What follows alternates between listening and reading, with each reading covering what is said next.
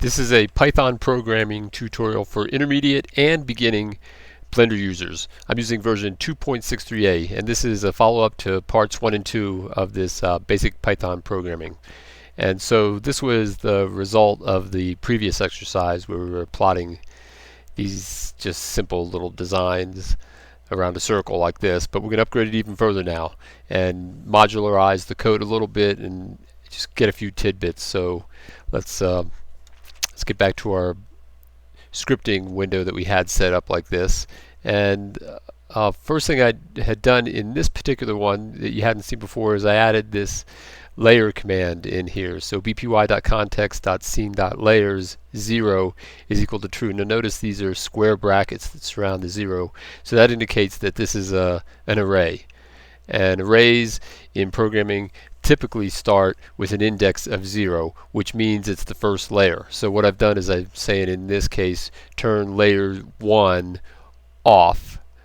Alright, I mean turn layer 1 on, excuse me, and then turn layer 3 off because it's the second index, 0, 1, 2, which means the third layer. Alright, so I'm going to turn that one off. And I do that just so when I'm actually drawing the objects in the scene with the code that it makes sure that I'm drawing it to that layer. And so I'll show you if I just notice what I had done just recently is I moved all the lights and the plane off to the third layer by themselves, and then I have the objects that we drew, now I have them on the first layer by themselves. And the reason I did that is now I can just select all of them, A key, like that. I select everything, well, except I won't select that light. I'll hold the shift key and deselect that guy, and then I'll delete all of these here, and then I'll shift and click here, and now we're back to our scene.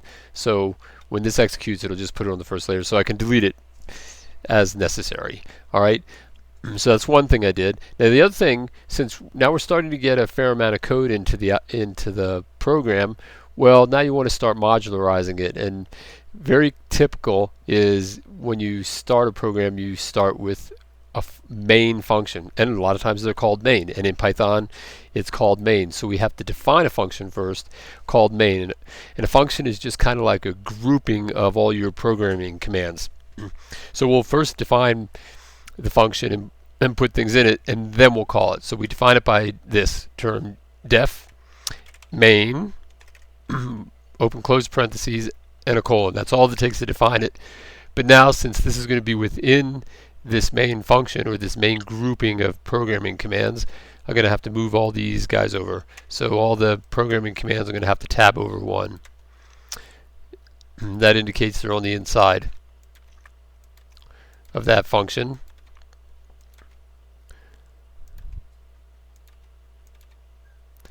Let's see, keep going. Don't want to move that because that's part of that wraparound line that I have set.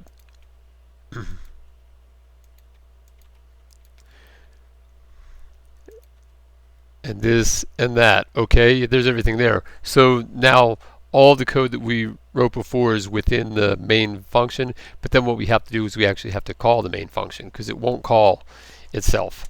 So down here we could type in main like this without a colon. And then next thing we'll do before we actually run it is we'll start commenting everything. This is a really important feature. So here I'll say set the layer, set the active layers.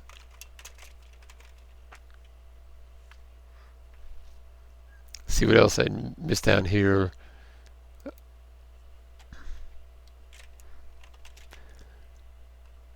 I'll just say define a variable for the cube object.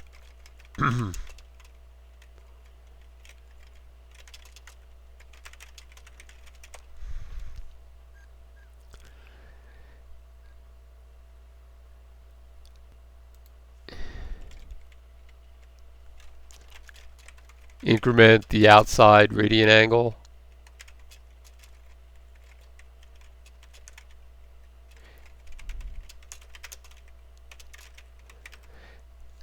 And this is a habit I suggest you get into immediately. In fact, when I'm coding anything of significance, I comment every single line. And the other thing I do is I make sure that all my variables have meaning to what they do, so it makes sense. Like for instance, when I'm incrementing here 2 pi over 8, I know what that means immediately. So meaningful variables, even if they're bigger, like in this case we had radial distance, well I know that's the radial distance and I can shorthand that, but sometimes I might actually type out distance.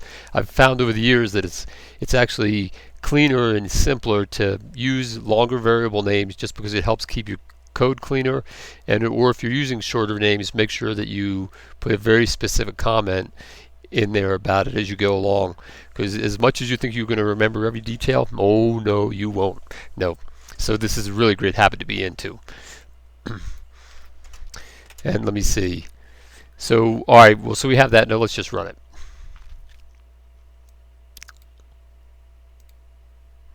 And we have a failure in the console. Uh-oh, let's see what I did wrong. Get up to console. Unexpected indent, line 35.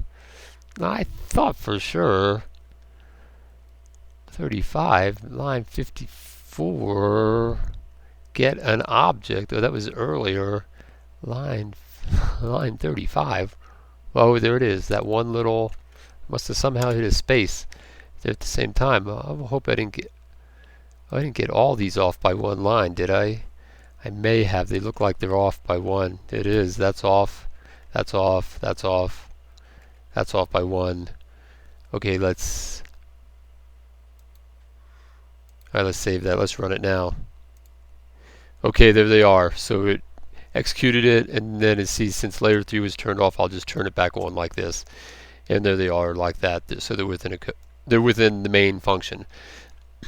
So the main function isn't the only thing you want. Actually, sometimes the main function, I can have it a main function, it does nothing but just call other functions. And the other functions might be, you know, in fact, let's do that. Let's create another function. Let's go down here and we'll define no, let's call a function. Alright, hang on, let me think. What do I want to call this guy? Actually, let's do it like this. Let's just put it, let's encapsulate. No, that's not going to work. If I encapsulate all this into the function, then let's try it like this. Def design drawing. That'll be the name of our function. Like that. So now everything's still encapsulated like that. And then within, so this is actually suddenly becomes just part of the design drawing function. Like this. And then main, the only thing main is going to do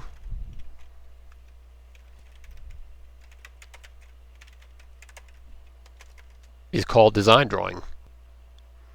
And I'm going to type it just like that. I'm going to say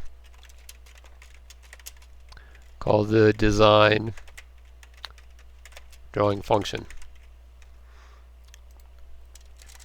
Like this. And then we call main down there. Okay, let's run it. Let's go into here. Get rid of these guys except for the light.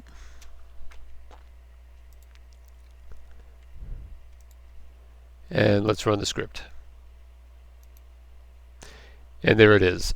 So now really this function is called design drawing. Maybe I have another one called design drawing cursor, which would be, maybe I replicate this by using the cursor the way we initially had done it, by pointing at the screen like that.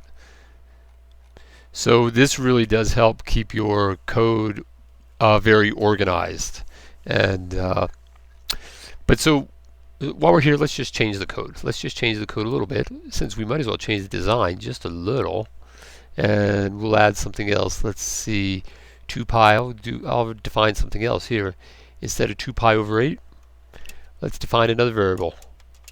I'm going to call it 2 pi over 32. So that's the whole distance around the circle divided by 32 segments. So 6.28 divided by 32, right? And then over here, instead of incrementing the angle of measure let's see, around the circle. So on the outer circle, we'll do it as 2 pi 30 over 32. We'll put more in there instead.